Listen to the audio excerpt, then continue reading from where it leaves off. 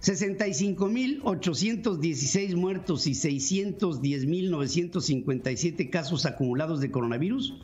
Es el balance oficial que hasta el momento presenta la Secretaría de Salud de México. Las cifras de muertos y de contagiados son infinitamente mayores. Se da este dato, pero me pregunto, ¿y por qué en el informe presidencial, ya que todo está tan bien, el presidente no dijo cuántas pruebas sobre el coronavirus en personas se han practicado en México por cada 100,000 habitantes? A nivel mundial, México registra la mayor cantidad de muertos por COVID-19 entre los trabajadores de la salud, según un informe, no del gobierno mexicano, por supuesto, sino de Amnistía Internacional, que dice que hasta el momento reporta 1,320 decesos por encima de los 1,077 de Estados Unidos, 649 del Reino Unido y 634 de Brasil. Estoy hablando de solamente personal médico que ha atendido a la pandemia y que en México muchos médicos, muchas enfermeras, mucho personal del sector de la medicina que están atendiendo esta pandemia no tienen lo mínimo necesario para poderse defender y proteger de este mal pandémico. Debido al manejo populista de la pandemia, México apenas alcanza 43 de 100 puntos de medidas de contención en contra de la enfermedad. El índice de adopción de políticas públicas para la contención del COVID, desarrollado por la Universidad de Miami, curiosamente la Universidad de Miami está en su rectoría, en la rectoría está nada menos que Julio Frenk,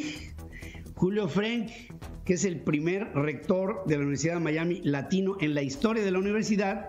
Es un hombre que ha criticado los números que oficialmente se llevan en el gobierno mexicano y él mismo ha dicho, el número de muertos que se reportan en México, bien lo podríamos multiplicar por 10 o hasta por 30, porque no hay controles. Bueno, en la Universidad de Miami, Felicia Knoll, que es líder del proyecto y director del Instituto de Estudios Avanzados para las Américas de la Universidad de Miami, puntualizó que México es superado hay mejores estándares para atender a la pandemia en Bolivia, con 80 puntos, en Colombia, con 63 puntos, en Chile, con 53 puntos. Pide que la pandemia no se politice, ya se politizó, y que se implementen acciones con base en evidencias científicas.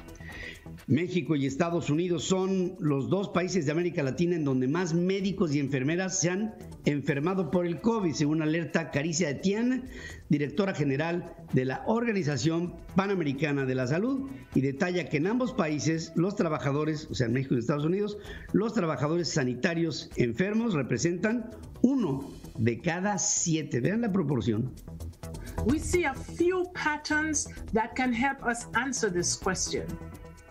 As countries scrambled to respond to the virus, many health workers were redirected to the outbreak response without sufficient training to protect themselves, and health workers were forced to reuse masks and gowns, seek alternatives, or forgo protection altogether. Dice, estamos viendo algunos patrones de comportamiento que nos permiten contestar algunas de las principales preguntas que hablan de este fenómeno de cómo se contrae el virus por los elementos que están luchando en contra de la pandemia.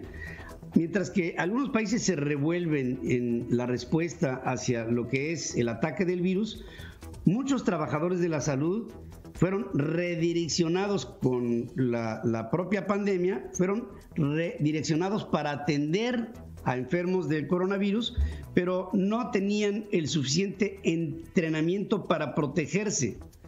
Entonces, estos trabajadores de la salud fueron forzados a, por ejemplo, reusar mascarillas, asunto que debe de ser reciclado, a reusar elementos que les permitirían labores de sanitización que los protegieran, de buscar alternativas para que la protección se diera y que la fueron buscando y encontrando esas alternativas cuando ya muchos de ellos ya estaban infectados. Caricia Etienne destacó que, de acuerdo con una encuesta en México, casi la mitad del personal sanitario en México declaró que no recibía equipos de protección personal para atender a pacientes de COVID. En este contexto, urgió a los países a que cuando se tenga una vacuna, los trabajadores sanitarios sean los primeros en ser vacunados.